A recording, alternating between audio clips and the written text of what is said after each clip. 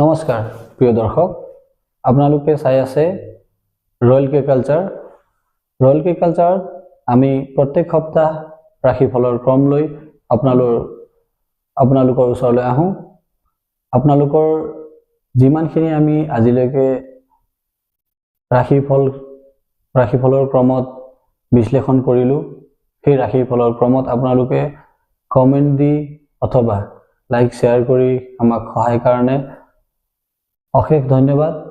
লগতে আজিৰ আমি 17 মাৰ্চৰ পৰা 23 মাৰ্চলৈ সাপ্তাহিক ৰাশিফল বিশ্লেষণ কৰিম। এই ৰাশিফল আমি সাৰ্বজনিকভাৱে বিশ্লেষণ কৰোঁ। তাৰ বাবে সকলোৰে জীৱনত সামঞ্জস্যভাৱে মিল নাখাবও পাৰে। সেইবাবে 100% সত্য হ'ব বুলি আপুনি ভাবি ল'ব নালাগে। আপোনাৰ লগত কিছু কথা মিল খাব বা আপোনাৰ কিছু ঘটনাও ঘটিব পাৰে। সেই কাহিনীবোৰ আমাৰ ভিডিঅ'ত পিন কমেণ্ট কৰি জনাবলৈ নাপাহৰিব। ইয়াৰ লগতে আমি আগবাঢ়িছোঁ মেষ ৰাশিৰ জাতকলৈ।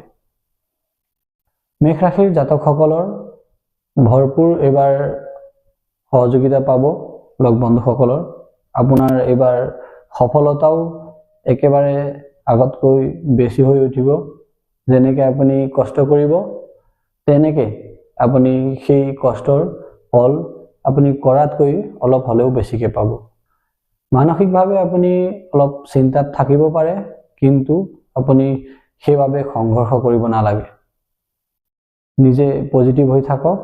যিকোনো যাত্ৰা আপুনি কৰিব পাৰে, যিকোনো যাত্ৰা আপোনাৰ সুখজনক বা লাভদায়ক হ'ব পাৰে। আৰু আপোনাৰ এই সপ্তাহটোত স্বাস্থ্যৰ ওপৰত অলপ ধ্যান দিয়াটো প্ৰয়োজনীয়। ইয়াৰ লগতেই আমি আহিছোঁ ৰাশিফলৰ ক্ৰমৰ দ্বিতীয় ৰাশি বৃষ ৰাশিলৈ। বৃষ ৰাশিৰ জাতকসকলৰ ঘৰুৱা বাদ বিবাদো হ'ব পাৰে।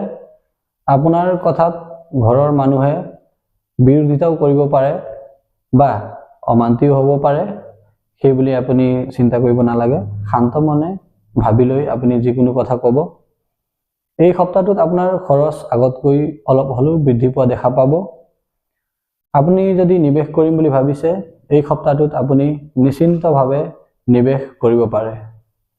আপুনি এই সপ্তাহটোত বিশেষ ধ্যান দিবলগীয়া কথাটো হৈছে, যদি কোনো ব্যক্তিয়ে বা ব্যক্তি বিশেষে আপোনাক ধাৰ বিচাৰে টকা পইচাৰ ক্ষেত্ৰত, আপুনি সেই মানুহজনক অলপ ভালকৈ চিনাকি হৈ লৈহে টকা ধাৰলৈ দিব। অথবা যদি আপুনি টকা ধাৰলৈ নিদিয়ে, সেও আপোনাৰ কাৰণে খুব ভাল হ'ব।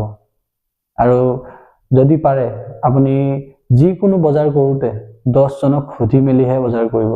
কেনেকুৱা হয়, মই এটা ঘড়ী কিনিলোঁ, সেই ঘড়ীটো যেনিবাই মই 100 টকাত কিনিছোঁ, আপোনাক সেই ঘড়ীটোৱে দোকানীজনে 150 টকাতো বেচিব পাৰে।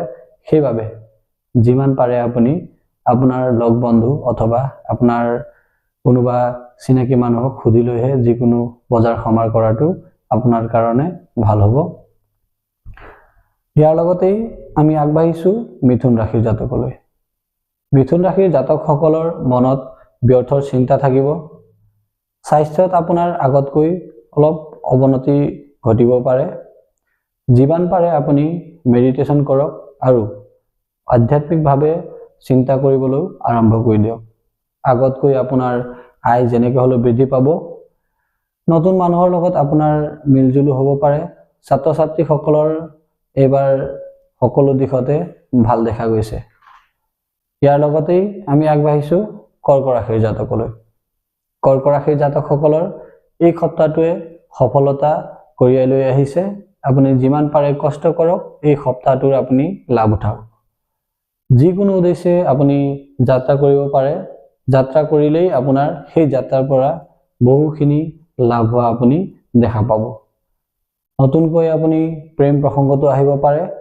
যদি আগৰ কোনোবা মানুহৰ লগত আপোনাৰ প্ৰেম প্ৰসংগ আছে বা আগৰ আপোনাৰ পুৰণা চিনাকি কোনোবা মানুহ আছে, তেনেকুৱা মানুহৰ লগতো আপোনাৰ মতভেদৰ সৃষ্টি হ'ব পাৰে। যিমান পাৰে নিজৰ লগত পুৰণি মানুহকো সাঙুৰি ৰাখিবলৈ চেষ্টা কৰক। যদি মতভেদৰ সৃষ্টি হয়, তেন্তে আপুনি নিজৰ ক্ৰোধক শান্ত কৰি ৰখাৰ চেষ্টা কৰিব। আপোনাৰ আগতে যিমানবোৰ কাম ফচি আছিলে এই সপ্তাহটোত আপোনাৰ সম্পূৰ্ণ হোৱা দেখা পাব পাৰে। ইয়াৰ লগতেই আমি আগবাঢ়িছো সিংহ ৰাশিৰ জাতকলৈ। সিংহ ৰাশিৰ জাতকসকলৰ এইবাৰ এই সপ্তাহটোত উন্নতি হোৱা দেখা পাব পাৰে। আপোনাৰ মতভেদৰ সৃষ্টি হ'ব পাৰে, কিন্তু আপুনি ধৈৰ্য ধৰিবলৈ নাপাহৰিব। এই সপ্তাহটোত আপুনি নতুন নতুন এক্সপিৰিয়েঞ্চো পাব পাৰে। ভৱন, ভূমি, গাড়ী, বাহন যিকোনো যদি আপুনি ল'ব বিচাৰিছে এই সপ্তাহটোত আপুনি ল'ব পাৰে। আপুনি এই সপ্তাহটোত কিবা দীঘলীয়া সময়ৰ কাৰণে যদি নিৱেশ কৰিম বুলি ভাবি আছে এই সপ্তাহটোত আপুনি সেই নিৱেশো আৰম্ভ কৰিব পাৰে। ইয়াৰ লগতে আপোনাৰ এই সপ্তাহটোত চাকৰি যদি কৰা সিংহ ৰাশিৰ জাতক আছে আপোনাৰ চাকৰিত ইনক্ৰিমেণ্ট অথবা এপ্ৰাইজেল আপুনি এইবাৰ পাব পাৰে। ইমানতেই সিংহ ৰাশি জাতকসকলৰ সাপ্তাহিক ৰাশিফলৰ ক্ৰম শেষ কৰিছো। আগবাঢ়িছো আমি কন্যা ৰাশিৰ জাতকলৈ। কন্যা ৰাশিৰ জাতকসকলৰ এই সপ্তাহটোত আপুনি শুভবাৰ্তা পাব পাৰে। আপুনি যি বিচাৰে বা আপুনি যি বিচাৰি আছিলে সেই বস্তু বা সেই লক্ষ্যত এইবাৰ আপুনি এই সপ্তাহটোত উপনীত হ'ব পাৰিব। লগতে আপোনাৰ প্ৰগতিৰ ৰাস্তাও খোল খাব। আপুনি যিকোনো অৰ্থে যাত্ৰা কৰিব পাৰে। যাত্ৰা কৰিলে আপোনাৰ বাবে নিশ্চয় লাভদায়ক হ'ব। আপোনাৰ লগতে আপুনি মিত্ৰ, পৰিবাৰ আৰু আপোনাৰ সহযোগ কৰিবলৈ আৰু বহুত মানুহ আপোনাৰ কাৰণে এই সপ্তাহটোত ওলাই আহিব পাৰে। ইয়াৰ লগতে আমি আগবাঢ়িছো তুলা ৰাশিৰ জাতকলৈ। তুলা ৰাশিৰ জাতকসকলৰ এইবাৰ পৰিবাৰত মতভেদৰ সৃষ্টি হ'ব পাৰে। আপোনাৰ কথাত বিৰোধিতা কৰিব পাৰে আপোনাৰ মা দেউতাই। যিমান পাৰে আপুনি শান্ত হওক আৰু যিকোনো কথা মা দেউতা অথবা নিজৰ পৰিয়ালৰ যিকোনো মানুহ আপোনাৰ স্বামী স্ত্ৰী সবকে বুজাই ক'বলৈ চেষ্টা কৰক। আৰু যদি আপুনি পাৰে এই সপ্তাহটো সেই কথাখিনি আপুনি নুখুলি অহা সপ্তাহলৈ কিবা কম বুলি যদি ভাবি আছে তেওঁলোকক ক'ব পাৰে। এই সপ্তাহটোত আপোনাৰ ব্যৱসায়ৰ কাৰণেও খুব ভাল, সফলতা লাভ কৰিব।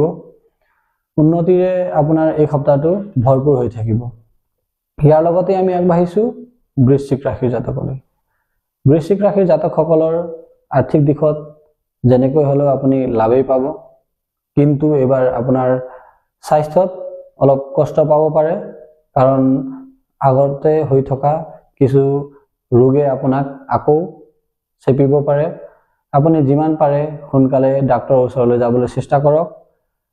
যাত্ৰা যদি আপুনি ডাক্তৰ তালৈ যাম বুলি কৰিছে বা ডাক্তৰক দেখুৱাবলৈ যাম বুলি কৰিছে অথবা কিবা টকা পইচা নিৱেশ আদিৰ কাৰণে যদি যাত্ৰা কৰিম বুলি ভাবিছে আপুনি এইবাৰ যাত্ৰা কৰিব পাৰে। কিন্তু আপুনি পৰিবাৰৰ লগত যাত্ৰা নকৰাটো এই সপ্তাহটোৰ বাবে আপোনাৰ কাৰণে ভাল হ'ব। ইয়াৰ লগতেই আমি আগবাঢ়িছো ধনু ৰাশিৰ জাতকলৈ।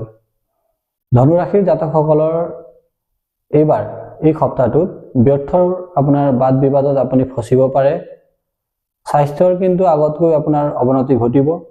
যিমান পাৰে সোনকালে ডাক্তৰৰ ওচৰলৈ যাবলৈ নাপাহৰিব অথবা আপুনি এইবাৰ গাঁৱলীয়া ঔষধো খাই আপোনাৰ ৰোগ নিৰাময় কৰিব পাৰে।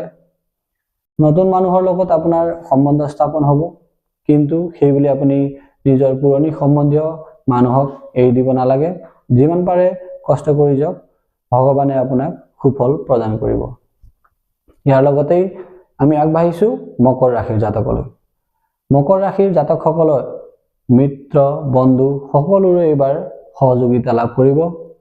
যি উদ্দেশ্যে আপুনি এতিয়ালৈকে কাৰ্য কৰি আছে বা কাৰ্য কৰিব সেই উদ্দেশ্য আপোনাৰ সম্পূৰ্ণভাৱে সফল হোৱা এই সপ্তাহটোত আপুনি দেখা পাব। পুৰণি দস্তাবেজ যদি কিবা আছে ঘৰত অথবা মূল্যৱান কিবা সম্পদ বা বস্তু কিবা যদি আপোনাৰ আছে এই সপ্তাহটোত আপোনাৰ হেৰাবও পাৰে। অলপ সাৱধানে আপুনি বস্তু বা কাগজখিনি ৰখাটো আপোনাৰ বাবে ভাল হ'ব। বাকীখিনি গোটেই ভাল মকৰ ৰাশিৰ জাতকৰ। ইয়াৰ লগতেই আমি আগবাঢ়িছো কুম্ভ ৰাশিৰ জাতকলৈ। কুম্ভ ৰাশিৰ জাতকসকলে এই সপ্তাহটোত শুভ বাৰ্তা বা কিবা ধৰণৰ শুভ সংকেত লাভ কৰিব। এই সপ্তাহটোত আপোনাৰ চাকৰি, বেপাৰ, শিক্ষাৰ ক্ষেত্ৰতো খুব ভাল। কিন্তু আপোনাৰ মনতে ঘৰৰ মানুহে মোৰ কথাত বিৰোধিতা কৰিছে নেকি নিচিনা এটা ভাৱ আহিব পাৰে। সেইবুলি আপুনি সেই কথাত চিন্তা কৰিব নালাগে। আগতকৈ কিন্তু আপোনাৰ স্বাস্থ্যত অলপ হ'লেও অৱনতি ঘটিব পাৰে। সেইকাৰণে স্বাস্থ্যত ধ্যান দিয়াটো আপোনাৰ বাবে নিতান্তই প্ৰয়োজনীয়। ইয়াৰ পাছতেই আমি আগবাঢ়িছোঁ আজিৰ এই ৰাশিফলৰ ক্ৰমৰ অন্তিম ৰাশি মীন ৰাশিলৈ। মীন ৰাশিৰ জাতকসকলৰ যিকোনো কাৰ্যতে এই সপ্তাহটোত সফলতা প্ৰাপ্ত কৰিব। আপুনি আগতকৈ অলপ হ'লেও বেছিকৈ প্ৰগতি লাভ কৰিব। আপোনাৰ লগ বন্ধু আকৌ এবাৰ সুসম্বন্ধ তেনেকুৱা গঢ় লৈ উঠিব পাৰে।